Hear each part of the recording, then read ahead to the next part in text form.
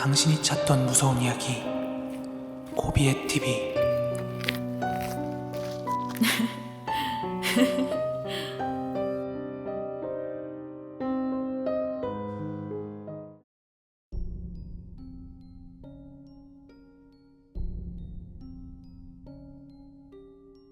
제가 유년 시절을 보내던 곳은 전라남도 목포에서 배를 타고 약 1시간 30분 정도를 가면 나오는 다도해의 섬들 중에 하나였습니다.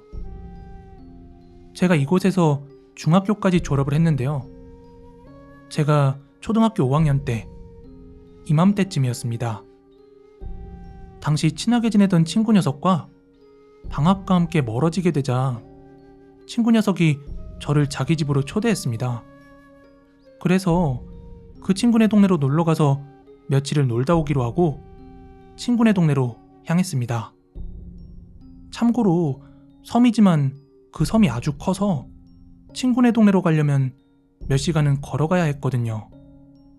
그렇게 방학 기간 동안 친구와 열심히 들과 산과 바다로 놀러 다니다가 하루는 그 친구와 다른 친구하고 바다에서 실컷 놀다가 해가 저물 때쯤 날씨가 선선해지자 총싸움을 하기 위해서 산으로 올라갔고 이래저래 놀다 보니까 산속 깊은 곳까지 들어가게 되었습니다. 그런데 산속 깊은 곳 평평한 바위 위에 웬 볏집이 있는 것이었습니다. 이 깊은 산 속에 웬 볏집이 있지? 이상하게 생각한 우리는 호기심에 그 볏집을 들춰보자 조금은 누런 천이 있었습니다. 그래서 그것을 조심스레 뜯어보니까 아주 고약한 냄새가 나더라고요. 날도 저물고 냄새도 나고 해서 그냥 가려고 했는데 호기심이 생겨서 도저히 갈 수가 없더군요. 그래서 그것을 조금 더 들춰보니 휴, 이럴 수가. 그 안에서 잡히는 건 하얀색 뼈다귀가 손에 잡히는 것이었습니다. 그리고 좀 더 자세히 보니까 과학책에서나 나올 법한 사람의 뼈다귀들이 그 천 속에 들어있는 것이었습니다. 우리는 너무나 놀라 고함을 치며 다시 그 친구의 집으로 도망가게 되었고, 저와 제 친구들은 그날부터 그대로 자리에 누워 있어야만 했어요. 밥도 제대로 먹지 못한 채 그 무더운 여름날 온몸이 부르르르 떨릴 정도로 한기를 느껴야만 했습니다. 밤이든 낮이든 때에는 상관없이 제가 잠에만 들면 웬 허름한 옷에다가 온몸이 상처투성이에 완전 피가 흥건한 괴물 같은 아저씨가 제게 다가와 막 목을 조르는 그런 꿈을 꾸곤 했습니다. 이렇게 변함없이 이틀이 지나자 우리를 걱정하시며 간호해 주시던 친구의 어머니는 결국 우리가 산에 갔던 사실을 알게 되었고, 우리 부모님들께서는 저와 친구들을 한 곳에 모아놓고 우리의 머리카락 조금과 손톱 발톱을 조금씩 잘라서 흰색 천으로 만든 어떤 주머니에 넣고 그걸 대문 입구에 몇 시간을 걸어 놓으시더니 다시 그 주머니를 들고 산으로 가서 태워버리시는 것이었습니다.